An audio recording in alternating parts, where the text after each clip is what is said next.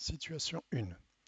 F est une fonction affine. La droite D, représentative de la fonction f, est donnée ci-contre. On nous demande de déterminer graphiquement l'ordonnée à l'origine, puis le coefficient directeur.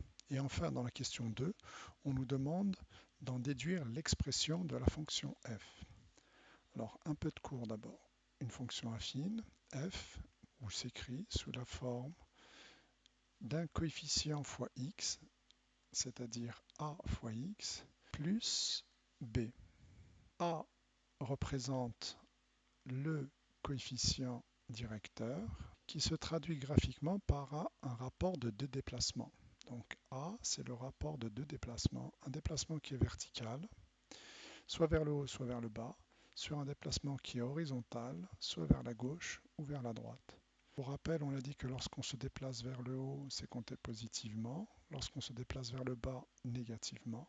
Lorsqu'on va à droite, c'est positif. Et lorsqu'on va à gauche, c'est négatif. B, c'est ce qu'on appelle l'ordonnée à l'origine. Il se détermine graphiquement par lecture de l'ordonnée du point d'intersection de la droite D avec l'axe des ordonnées. Autrement dit, B se lit en regardant là où la droite D coupe l'axe des ordonnées. Donc ici, B est égal à 2. Donc pour répondre à la première question, petit a, on nous demande l'ordonnée à l'origine. Donc on peut écrire que, par lecture graphique, B est égal à 2. C'est là où la droite coupe l'axe des ordonnées. Par contre, pour déterminer le coefficient directeur, c'est un tout petit peu plus difficile, mais ça reste quand même relativement simple. A, on a dit que c'était un rapport de déplacement vertical sur horizontal. Alors, on a le choix. Soit on va de A vers B ou de B vers A. Prenons le cas où je vais de A vers B.